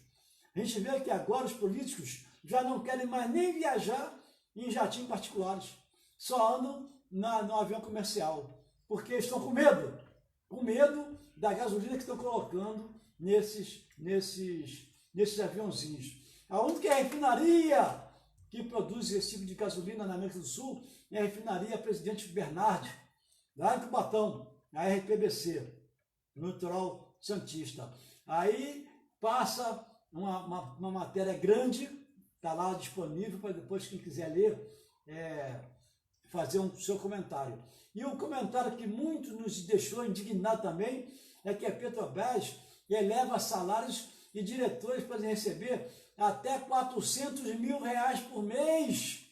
Matéria agora do dia 24 de julho de 2020. A Assembleia deles lá aprovou o aumento da provisão para a remuneração dos administradores para 43,3 milhões entre abril de 2020 e março de 2021. Quer dizer, a Petrobras aumentou a previsão de remuneração dos seus principais executivos, o pagamento médio mensal de cada um dos 9 diretores executivos, incluindo o presidente da estatal, Roberto Castelo Branco, poderá chegar a cerca de R$400 mil entre abril deste ano e março de 2021. R$400 mil, não é brincadeira. E isso em cima do peão que tem que ter redução de salário, que tem que ter redução de direitos, e para eles chegar... Olha só, se alguém quiser fazer um comentário, está aí aberto, a matéria está lá à disposição. Hein? Eu gostaria de fazer um comentário, Ivan. Pois não. Eu gostaria de fazer um comentário na matéria que você leu antes, né? Então, se eu for o companheiro Tanado, o companheiro Bruno, era no que diz respeito à contaminação dos trabalhadores embarcados. Né? E a gente vê, lamentavelmente, quem sofre mais são os companheiros terceirizados. E a postura do sindicato sempre foi ser contra a terceirização. Porque a gente sempre fala, me dá um exemplo de uma empresa que terceirizou e que houve benefício para os trabalhadores. Que respeitou, né? A gente não consegue compreender ou então entender que o companheiro que faz aquela mesma tarefa do companheiro efetivo não tem seu direito respeitado. E não tem nenhum direito respeitado. Veja o que está acontecendo nas plataformas. A maior incidência, pelo menos é quem te lê no jornal, quando sai alguma coisa no jornal, que tem uma dificuldade, é sobre os companheiros terceirizados. Os companheiros terceirizados estão abandonados. Infelizmente, essa é uma realidade e que é lamentável. E nós, como sindicalistas, nós como sindicato, somos contra a terceirização. Não somos contra o companheiro terceirizado. Defendemos o companheiro terceirizado, defendemos o seu direito. Agora somos contra a terceirização, porque ela não traz benefício nenhum para o trabalhador, em momento algum. E é lamentável essa última matéria que você deu, companheiro. Quando a gente está aí na discussão, e o companheiro Bruno sabe disso, a discussão do acordo coletivo, quando a Petrobras... Vamos falar nisso. Não oferece um aumento para os trabalhadores, que deram poder, companheiro. Ora, e qual é a postura dela para oferecer esses trabalhadores, né, que produzem a riqueza, né, e para que esses 8, ou sei lá, 10 trabalhadores, de uma forma geral, que tem um aumento aí de 400 mil, fora da nossa realidade. Isso é fora da nossa realidade. Então, a Petrobras, ela tem 2 parâmetros. Um parâmetro que tira direitos dos trabalhadores e um parâmetro que privilegia. Agora, nós temos a noção, sim, do que é isso, companheiro. Nós temos a noção. É privatizar. Eles querem simplesmente privatizar. Claro, a gente já se fala, inclusive agora, já se fala em privatizar o Banco do Brasil e a Caixa Econômica, a Casa da Moeda, a SEDAI, que está sendo atacada aí. São caminhos aí que já estão aí a porta. É verdade, isso aí é lamentável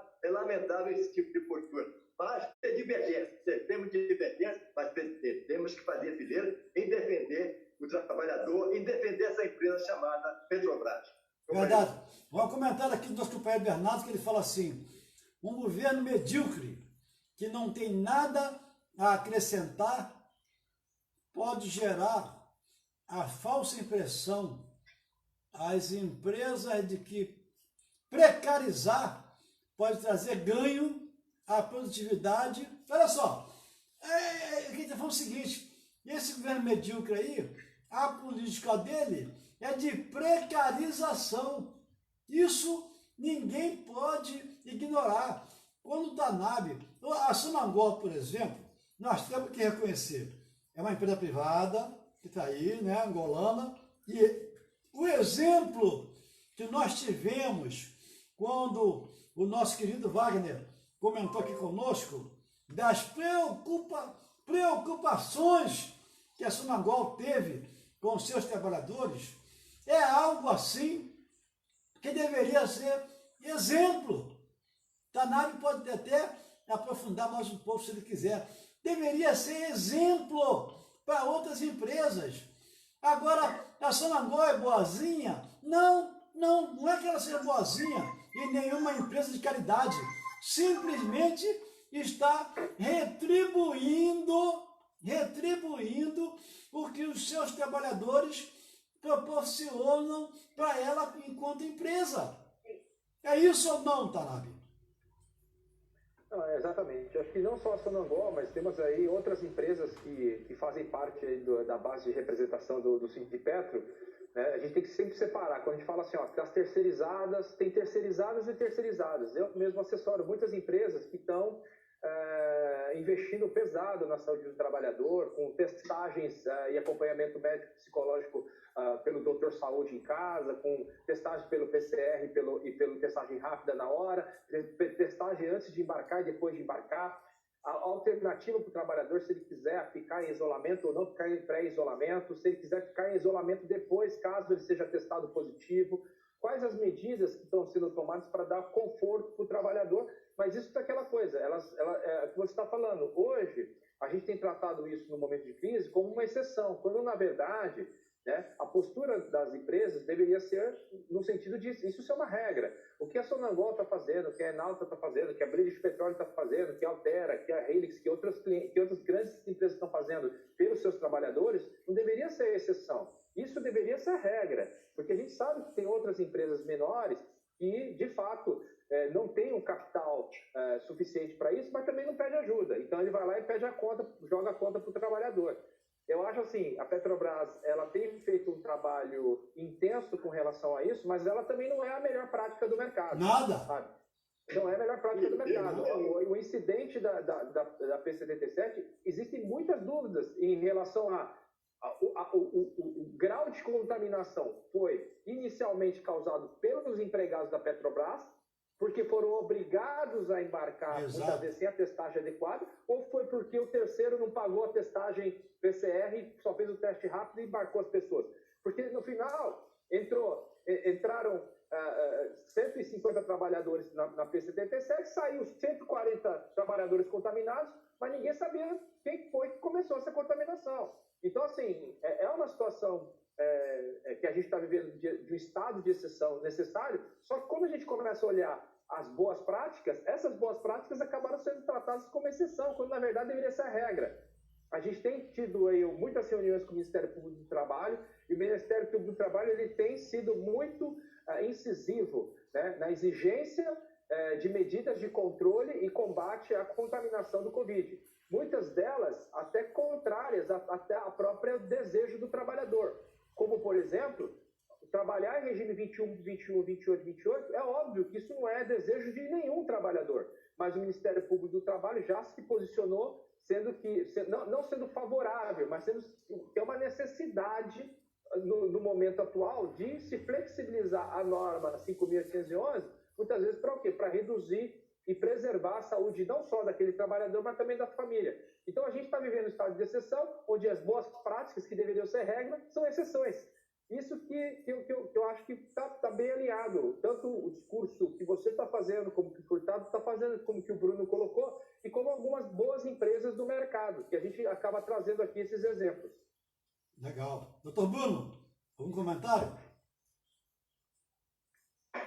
Como o doutor Tanaro falou, né, a gente tem empresas aí terceirizadas, realmente, que são até muito melhores do que as empresas mãe, né, por assim dizer, como a Petrobras e etc. Infelizmente não é a regra, né? E você vê isso até fisicamente, né? No dia, por exemplo, eu estava assistindo uma palestra do doutor Souto-Maior, que é um grande jurista, né, na área laboral, juiz em São Paulo. Ele estava falando, ele foi fazer uma audiência, as grandes empresas terceirizadas que somem, não pagam ninguém. Chegou a advogada, né, da empresa principal, que tinha 4 cadeiras, ela sentou na terceira e o preposto na quarta. Chamou de novo, nada da empresa terceirizada chegar. Aí chamou de novo, aí ele falou, realmente eles não têm vindo não. Aí, doutor, eles não viram, a senhora sabendo, a senhora me sentou aí longe? Não, chega pra cá, velho. Então você vê um distanciamento físico, inclusive, disso, né? Por exemplo, uma vez eu conheci um trabalhador, né, que era porteiro há 30 anos na faculdade de Direito da UF. Eles estavam lá reivindicando, construindo uma greve, né, por melhores salários. Nessa época eu era advogado lá no sindicato da UF. E buscaram o sindicato para poder ajudar, né, embora a gente não fosse o sindicato deles. Eu perguntei, quem é a sua empregadora? Não sei.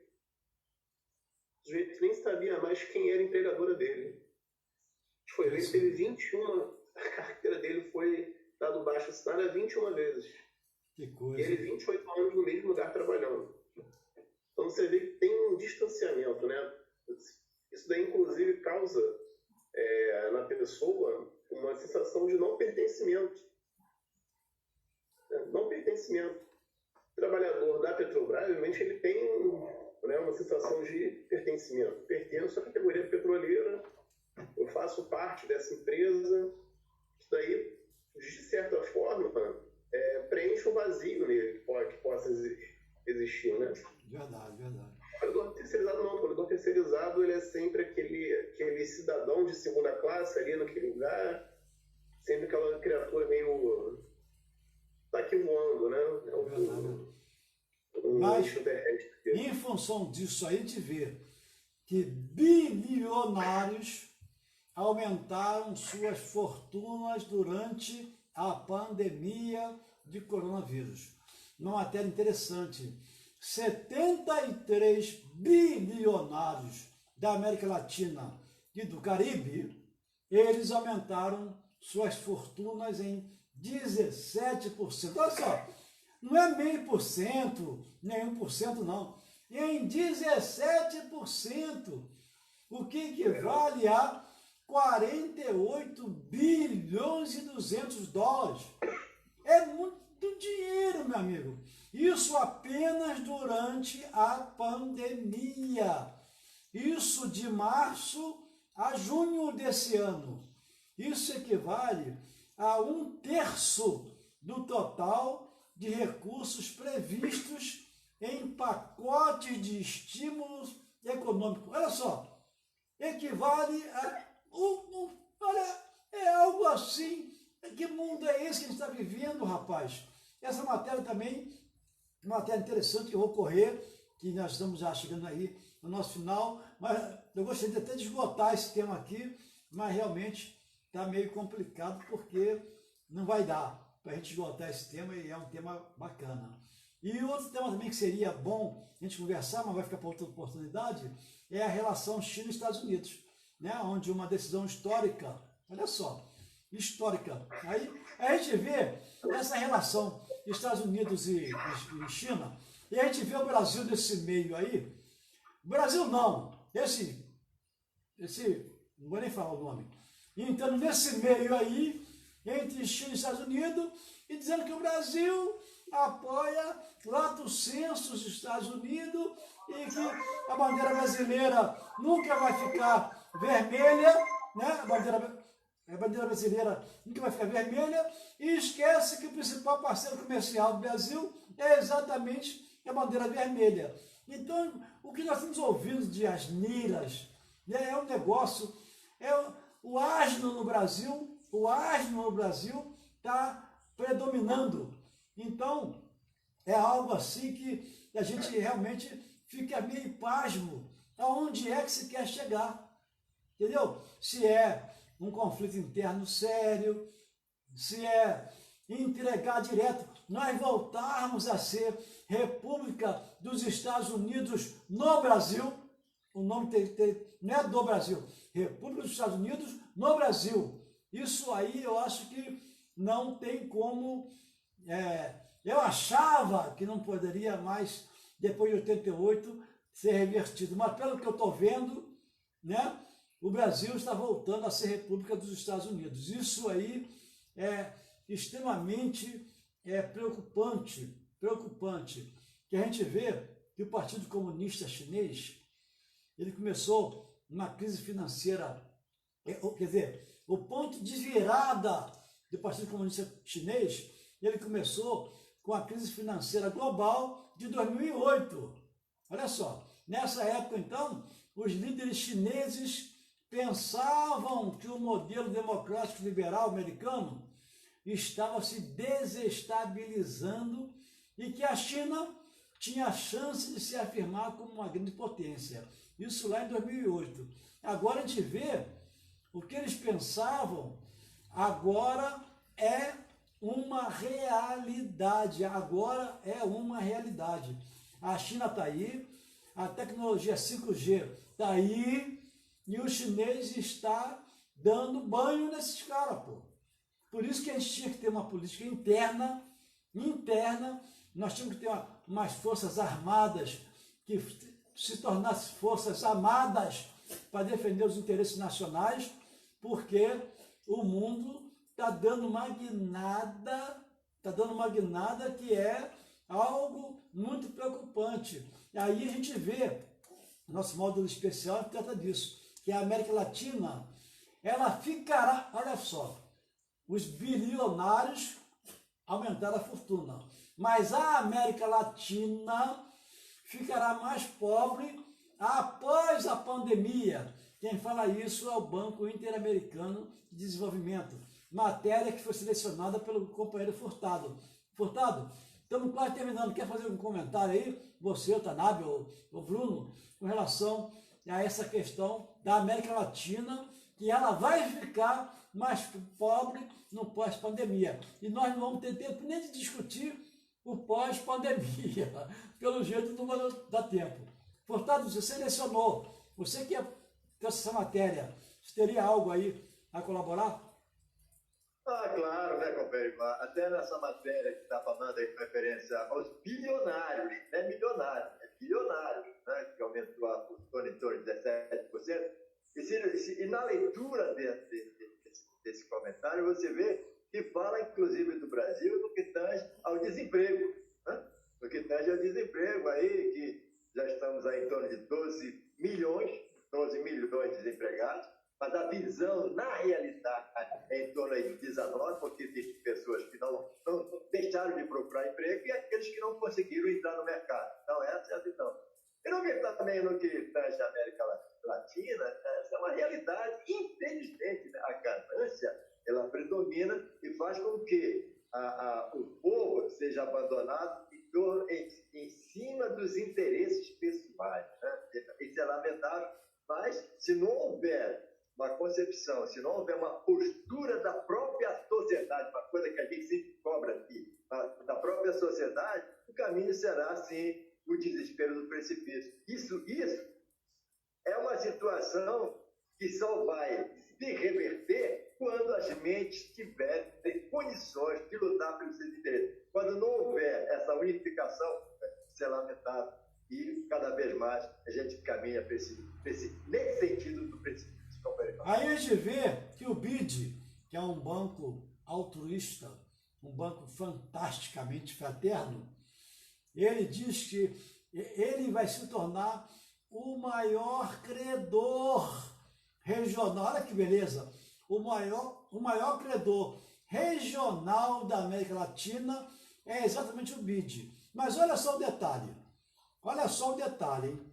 Aprovará nesse ano, o BID, quase 20 bilhões de dólares em empréstimo. Mas olha só o detalhe. Desses 20 bilhões de dólares, 15 bilhões serão destinados aos governos para fortalecer os sistemas de saúde. Olha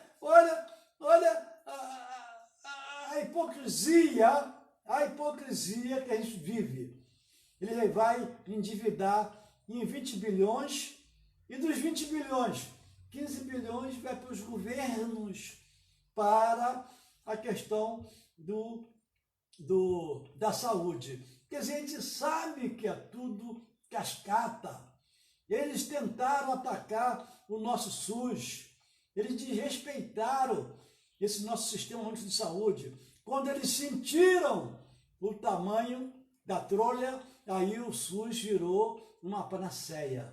O SUS virou algo assim que o mundo está querendo copiar. Então, é uma hipocrisia em cima de outra hipocrisia maior. Eu gostaria muito, doutor Bruno e Furtado, da gente dar uma passadinha no pós-pandemia, mas eu acho que nós estamos chegando aí a 2 horas e é normal. Não tem nada de fazer nada meia hora, 15 minutos, não. Na nossa ideia é fazer a transmissão grande mesmo, porque as pessoas depois têm acesso, as pessoas comentam conosco, não, eu vi isso, vi aquilo, babá, esse comentário e tal. Então, a gente não tem pressa, todo mundo em casa, pô. A não ser que haja um compromisso, aí é diferente, né? Tem uma transmissão para fazer e tal, aí é diferente. Mas depois você vai ler com calma. Esse conteúdo que vai ficar lá disponível, as pessoas vão ler com a maior calma do mundo. Eu abro aqui, eu vou fazer minhas despedidas, mas de repente o doutor Bruno, o doutor Tanabe ou Furtado, se quiser fazer algum comentário, o que eu falei agora aqui do BID, a gente vai ver isso, a gente vai aprender como eles endividam, porque são 2 armas de dominação que eles têm agora, muito potentes. Uma arma é o endividamento, a dívida é uma arma de dominação grande deles, e a outra arma é a corrupção. Elas estão casadinhas, beberam dinheiro apostando na corrupção, e aí é uma festa. E a guerra híbrida no Brasil, ela está permanente, ela está construindo um conflito interno sem precedentes. Agora eu passaria então para o comentário de vocês e depois do comentário, se possível, fazer as suas considerações finais, porque nós estamos chegando aí no nosso limite de 2 horas. Limite que a gente quer, se quiser ficar o dia inteiro, eles ficam, mas 2 horas é o tempo que a gente tem padronizado para as nossas conversas. Posso começar? Claro! Primeiro eu queria agradecer aí de novo o convite. Acho, como sugestão, Ivan, eu acho que eu já falei isso em outras entrevistas, em outros programas também, o pós-pandemia, né? Acho que como é que vai ser esse entre aspas, né? Que todo mundo fala de novo normal e tudo mais, como vão ser as novas relações de trabalho depois da pandemia? Quais as obrigações dos empregadores e quais os direitos dos trabalhadores em relação à preservação da saúde e da dignidade humana depois desse período que certamente a gente vai ter que se reinventar, tá? Então, esse é um tema bem interessante, você mesmo levantou agora, Ivan, então acho que me coloco à disposição para debater esse tema com certeza, tá? Para mim sempre é um prazer estar aqui com vocês, é sempre um prazer ouvir, né, os posicionamentos políticos, especialmente do companheiro Furtado, sabe? Eu acho que a gente não pode, a gente tem que sim mostrar e externar nossa indignação com algumas medidas que estão sendo tomadas, independente de concordar ou não concordar com tais medidas, sabe? Aqui, esse território aqui é um território livre, é um território de comentário, e eu tento me manter na posição mais neutra possível, trazendo informações das empresas para as quais eu presto serviço, do nosso lado, do lado patronal, sempre reiterando, embora estejamos em lados opostos aqui, o profissionalismo, o respeito nessa relação capital-trabalho, ela deve prevalecer, tá? De novo, obrigado por dar esse espaço aqui no seu canal, Ivan, e eu estou sempre à disposição para te atender em outras ocasiões que você quiser para poder enriquecer o debate. Vamos tentar fazer um pós-pandemia, especificamente. Doutor Bruno, senhor? Quero aqui agradecer esse espaço, né? Dizer aqui que foi um prazer estar aqui nesse momento aí com o doutor Tanabe, né?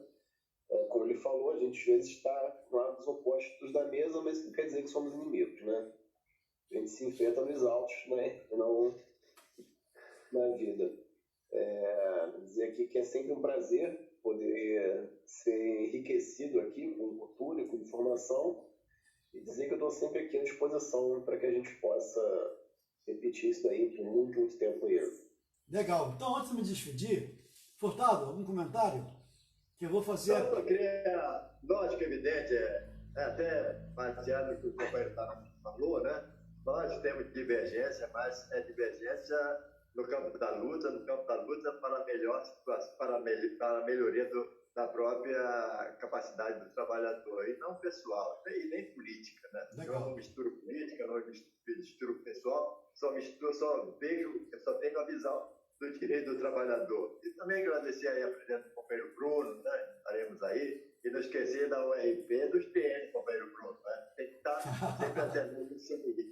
Mas eu gostaria de fazer um comentário, não que nada com referência ao vídeo. Mas, Ivan, olha que parece, Ivan, Bruno e me parece que a solução está fácil aí. 220 bilhões que você falou que o BID vai fornecer aos governos. Mas olha só, aí o governo, sabe o que o governo vai fazer? Vai pegar dinheiro com o Fundo Monetário Internacional. Acabou o problema. Então, vai pagar o juros da dívida. vai acabar o problema. Uma festa, aí volta para o dinheiro. O livro Assassinos Econômicos, ou então quem quiser assistir o vídeo no YouTube, Assassinos Econômicos, o ex-agente da CIA, o John Perkins, ele explica direitinho isso. Se você ler ou assistir o vídeo, tu vai entender direitinho. Eles liberam o dinheiro para investimento, né? Para endividar o país. Esse dinheiro vai para as grandes empresas, que retornam o dinheiro para eles mesmos na matriz. E o país que recebeu aquele financiamento fica endividado. Olha que maravilha! Olha que maravilha, tá vendo? Olha só, o nosso querido Furtado, ele faz a abertura do trabalho e faz o encerramento, né? Na abertura hoje, foi homenagem aos nossos 400 programas. E o encerramento, ele escreveu sobre lento. Olha que coisa bacana. Você agora cobra a minha lentidão. Meus passos lentos, por diversas vezes até lento demais. Não tenho firmeza ao caminhar, tropeçando no meio-fio algumas vezes. Fico cansado, bastante esgotado. Minhas pernas ficam doloridas e os pés inchados. Sinto muita falta de ar. São reflexos dos anos passados de maneira rápida, deixando marcas severas. A velhice na sua plenitude total, abatendo o corpo, destruindo, quase sem força, tudo se curvando ao tempo voraz. O passado foi ontem, tão recente e passageiro, causando assim uma grande confusão mental, sem conseguir separar o ontem do hoje, ou o hoje do amanhã. As recordações são as mais recentes. A velhice é o último estágio da vida. Como é difícil vivê-la. Meus passos hoje são lentos, meus cabelos estão brancos, minha visão turva, o meu sorriso é triste. Sinto o tremor das mãos. São tantos os remédios, enfim. Velhice. Valeu, Furtado. Eu me despeço aqui, agradecendo aí esse teu comentário fantástico, bacana, né? O tempo, ele é inexorável. Então, todos nós, eu torço muito para que o Dr. Bruno, Dr. Tanabe, também ultrapasse os 120, que é a previsão agora com a nanotecnologia, né? Então, Furtado, me despeço e na próxima terça-feira, agora eu faço a chamada às terças-feiras, né? Atendendo a pedidos. Que aí eu faço a chamada e já deixo o conteúdo lá à vontade. E as pessoas vão lá e leem, pesquisam e tal. Mas quem quer acompanhar a transmissão, na quinta-feira retorna. Aí acompanha, porque tem sempre uma surpresa, né? Como a de hoje, doutor Tanabe, doutor Bruno. E eu me despeço então, contando que na próxima quinta-feira estaremos mais uma vez juntos e misturados. Até a próxima quinta. Furtado, com você. Furtado, é isso aí, agradecer mais uma vez ao companheiro Tanabe pela paciência que tem com a gente, o próprio companheiro Bruno, com a paciência que tem com a gente. Lógico, evidente, e aí vamos também, como o companheiro Ivan falou, vamos fazer um programa específico após essa situação, que a gente não sabe quando é que vai terminar, mas aí parece que já tem uma vacina aí da Rússia, né? Vamos torcer para que seja realidade. E estaremos aqui na próxima quinta-feira, se assim permitir, o grande arquiteto do universo. Até logo, companheiro. Grande Furtado, você não tem jeito não. Furtado é... Tchau, pessoal. Tchau.